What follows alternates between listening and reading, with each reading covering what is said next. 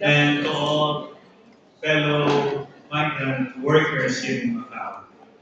In behalf of our beloved Bishop, Stephen King, and the newly created Catholic Pastoral Center for Migrant Workers in Macau, I welcome you on this celebration of the 111th World Day of Migrants and Refugees. This is our celebration, a day dedicated to all migrants, to unite in prayer and to celebrate life together. I will speak in Tagalog.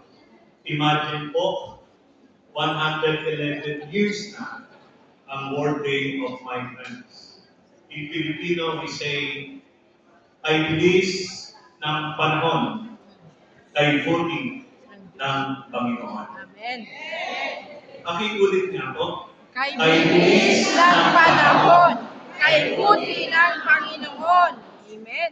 In English, time flies, but the Lord is good. Alam po ba ninyo that we are joined of today of more than 272 million migrants around the world and about 2.18 million Filipino migrant workers around the world. And in particular, here in Macau, the Filipino community is the largest among migrant workers. About 34,000 plus Filipinos here. Together with all other migrant communities. A little history.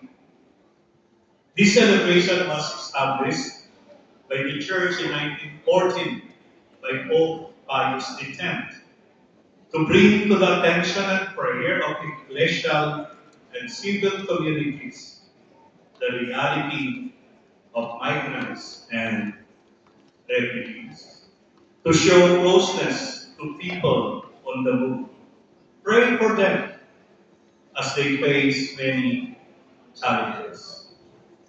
Migrants, Missionaries of Hope, is the theme chosen by Pope Leo XIV for this year.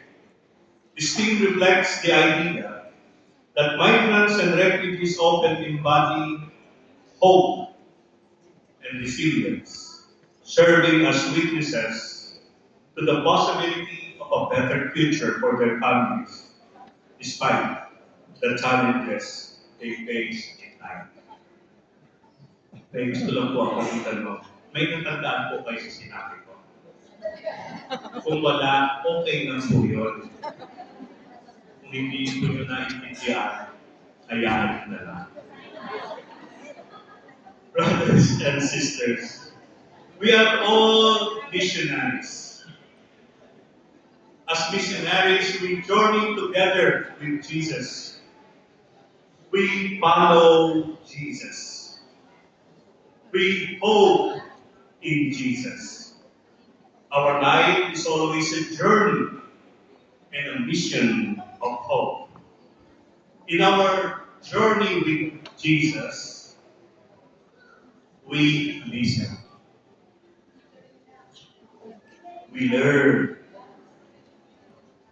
We love. We serve. We involve. We accompany. In short, as a missionary, we live the life of Jesus. Mission is living the life of Jesus in our journey in life. Kaya nga mga kapatid kong Pilipino at mga migrante, sarap pakinggan, ang bawat misyon ay pagkakataon upang umahon. Pakiulit na ako, ang bawat misyon ay pagkakataon upang umahon. Don't waste the time God has given as a migrant worker. This is an opportunity for all of us to move up, to move forward, to effect a little change in our own life, in our own families. Every mission is a mission of hope. Ang bawat misyon ay isang pag-asa. Kaya nga, huwag mong kakalimutan sa Diyos ay lumapit at kumapit upang hindi magiging. Sa halip, tunay na buhay ay sumapit. Please say it with me. Huwag mong kakalimutan sa Diyos ay lumapit at kumapit upang hindi magiging. One more time. Huwag mong kalilimutan sa Diyos ay lumapit at kumapit upang hindi magiging. Sa halip, tunay na buhay ay sumapit. Others, non-Filipinos somehow, Father, what are you talking about? They're just saying, in our journey of hope, if we hold on to Jesus, if we listen, we follow with Jesus, in spite of the many challenges in life, we can go through.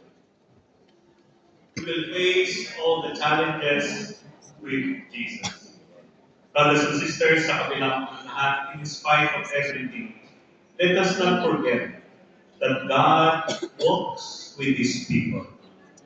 Kasama natin ang Diyos. And before I end, I just would like to thank all our guests.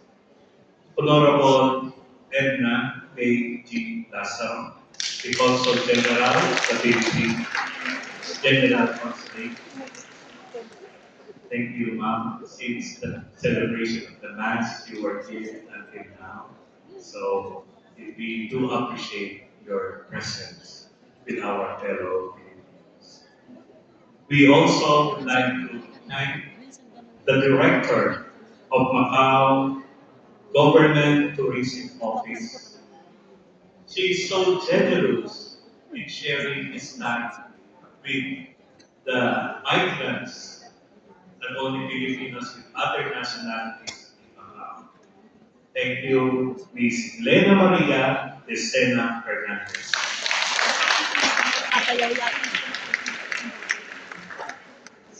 Caritas Macau has been helping Macau people, migrant workers of every race, of every nationality. Caritas Macau has opened its door to all and extending their help, especially to the migrants concerned in Macau, our Philippine partners with us serving the migrant workers. Thank you, Mr. Paul Poon G.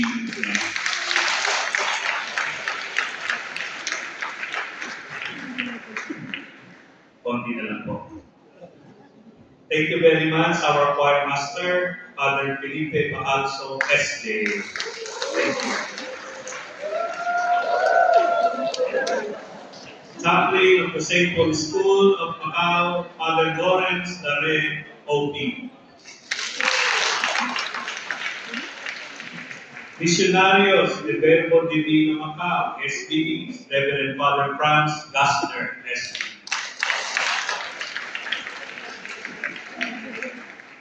The Vietnamese community,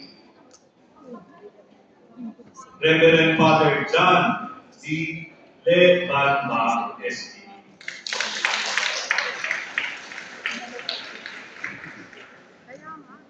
The religious women, some of them, Missionarias de Nosa Senora dos Anjos, Sister Basilia Valdez Suez. Religious of the Good Shepherd, Sister Maria Rosa Viloria, RTS.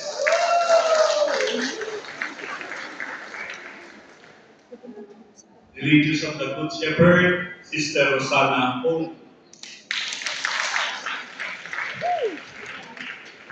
Señora Denosa de Perpetuo Socorro, Sister Rosalia Sore, MTS.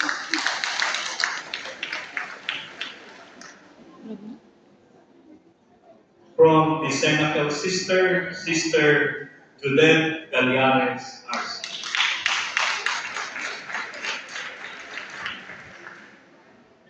From the Missionaries of Charity Macau, Sister Caridad Ann S.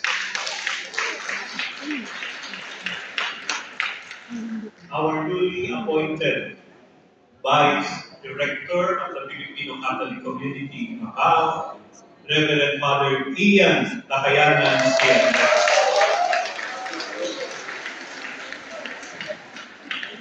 And of course, our very own Vice Director also of Filipino Community in Macau, Reverend Father Sheldon De Souza.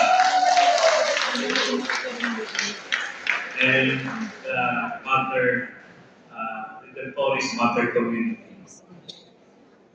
From the Timorese community and the Dominican community, Brother Orlando Lopez, OP.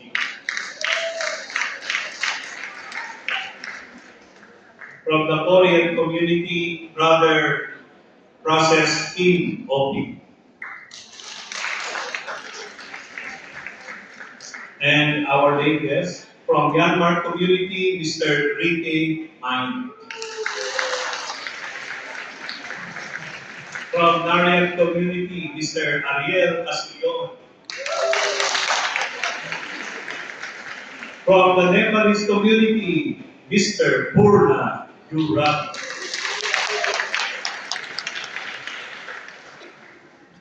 And, you know, if you do not know, this person helped a lot, especially in legal problems with migrants, and also she is very much welcoming us to help legal advices for the many challenges here in Macau. So this is the very rare occasion that we are with her. So let us thank Attorney Monica Davira Neves.